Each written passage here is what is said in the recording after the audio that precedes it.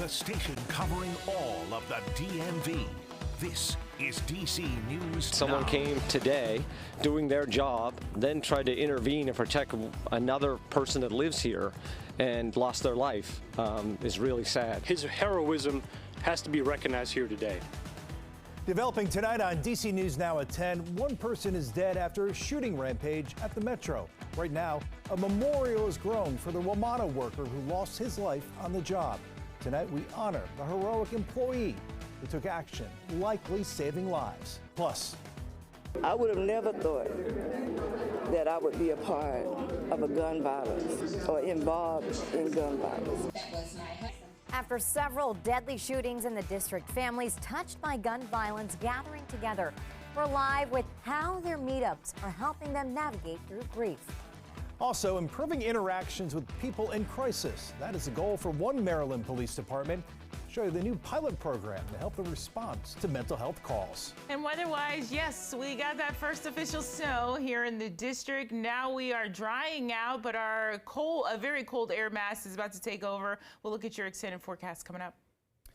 Hi, everybody. Thanks for joining us for DC News Now at 10 on DCW 50. I'm Chris Flanagan. And I'm Tasmin Mahfouz. In our top story tonight, a heroic Metro employee killed while trying to stop a gunman in the middle of a shooting rampage. 3 other people were wounded when that shooter opened fire inside the Potomac Avenue Metro station this morning.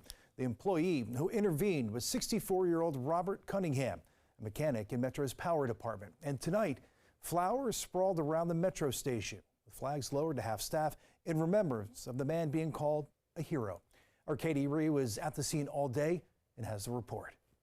To think that someone came today doing their job, then tried to intervene and protect another person that lives here and lost their life is really sad. And I just hope that we can all reflect on that. At around 9 o'clock Wednesday morning, an altercation broke out on a Metro bus that was stopped at 14th Street and Potomac Avenue in Southeast. Police say a man with a gun was on that bus, and as he was leaving the bus, for what police are still trying to figure out, shot at the first victim. Police say that was the first incident in a string of violent events. Our shooter goes down the escalator to the Metro platform.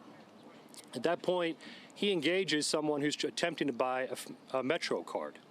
Again, another altercation occurs. He shoots this individual also in the leg. Our shooter goes down the escalator further to the platform. He engages with another individual, a female, a woman at this point, and has a gun brandished to his side.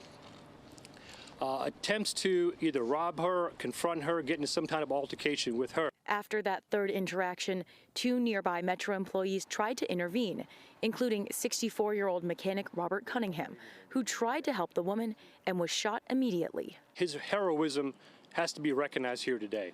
A second WMATA employee engages the shooter and attempts to de-escalate this situation. And I believe he successfully does so because no one is shot after this individual was shot. Now, as you can see behind me, the Metro station has since reopened and the investigation is ongoing. But Metro's chairman of the board and general manager Randy Clark, they both expressed their sadness and also extended their condolences to Cunningham's family, and they also commended him for his bravery. In the Potomac Avenue Metro station, Katie Ree, DC News Now. He took my baby, my firstborn. And chilling words tonight from the mother of Karan Blake, speaking out for the first time since her 13-year-old son was shot and killed in Northeast. The boy's admitted killer, Jason Lewis, a city government employee, surrendered to police this week. Police say Karan was with a group breaking into cars at 4 o'clock in the morning, the day Lewis fired at their getaway car. The mom, London Blake, and her attorney say that's no excuse to kill a child. Karan's last words on this earth, and to Mr. Lewis, in fact, were that I am a kid. I'm a kid. Everybody is like, what is he doing out at 4 a.m.? Like, would y'all feel better if it was at 4 p.m.? Kids do things that parents aren't always aware of. But he came from a good home. Like, he didn't need for anything. And Blake says she hopes her son's killer is convicted to the highest degree. And new tonight, we're hearing part of a 2021 interview with the man who pulled the trigger, Jason Lewis. Here's some of that interview but WTOP reporter Akashia James. Whether it's for school, whether it's for athletics, or if they just need somebody to talk to. You know, as a mentor to guide them through. We do community service projects so that they get their hours of school, all different type of things. So whatever's needed, I try to be there for. I think this job, me personally, for this job, it's a 24-hour job.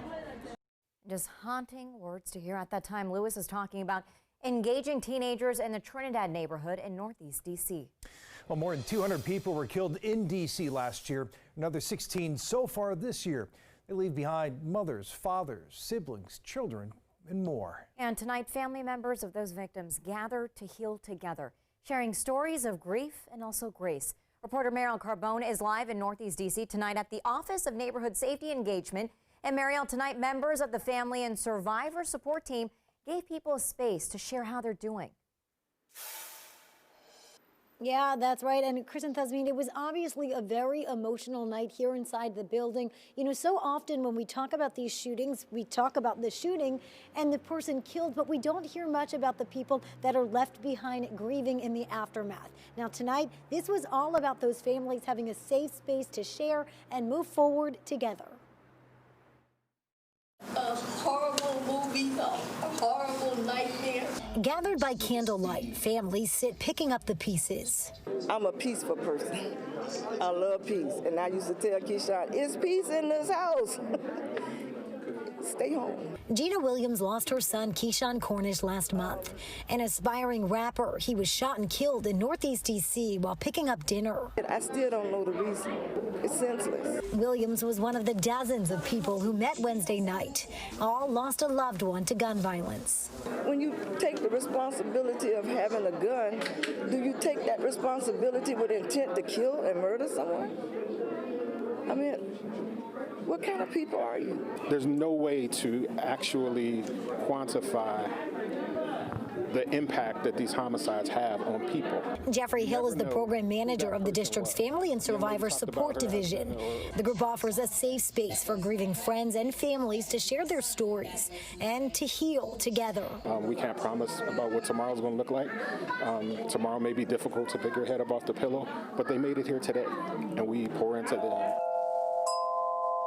Hill hopes families can recognize they're not alone and that comfort can help save people. I would have never thought that I would be a part of a gun violence or involved in gun violence. For Williams, she's trying to find that comfort, especially through God.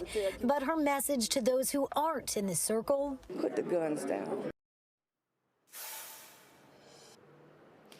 And police are still searching for the person who killed Cornish, and they are offering a reward for any information that leads to an arrest. Meanwhile, the FSS division, they do hold meetings twice a month, family support groups for anybody that may need to come here and talk. We'll get more information for you up on our website. That's dcnewsnow.com. Reporting live in Northeast tonight, I'm Mariel Carbone, DC News Now.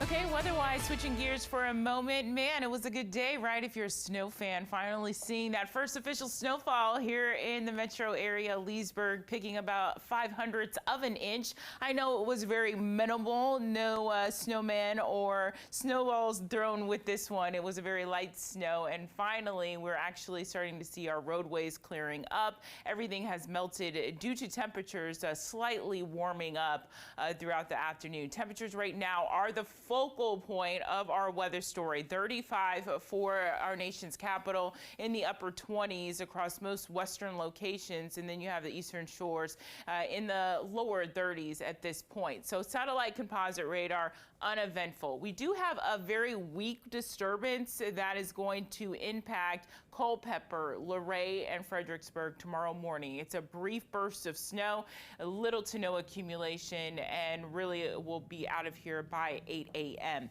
Really, the large story is all this clearing starts to turn into mostly cloudy weather, and then we're going to await the arrival of this massive Arctic cold front. Now, our overnight lows are a huge concern going into Friday and Saturday, with some areas hitting the negative digits for an extended period of time. But we are going to warm up for your late weekend. We'll check out that forecast coming up. All right, Janessa, thanks. All new tonight. Northern Virginia community is concerned about a rise in crime, a shortage of police, and a troubling trend of resorting to guns during conflict. Tonight, Dumfries officials held a town hall to address these issues. Northern Virginia Bureau reporter Max Marcilla joining us live from Dumfries. And Max, there wasn't one specific incident that sparked this town hall, but it's been a pretty rough stretch for safety in Prince William County. It has been, and again, that's really what sparked tonight. Not a specific incident, but just a desire to fix this problem. So tonight was a step toward finding a solution and discussing how people in this community can help get there. We're trying to address every aspect. In an effort to openly discuss and eventually slow crime, especially acts of violence, Potomac District Supervisor Andrea Bailey pulled together a team of politicians, law enforcement, and community members at this town hall Wednesday night. Major Kevin Hugart with the County Police Department believes the trend has a lot to do with a shift in behavior. Today, people settle their arguments and settle their disagreements with guns.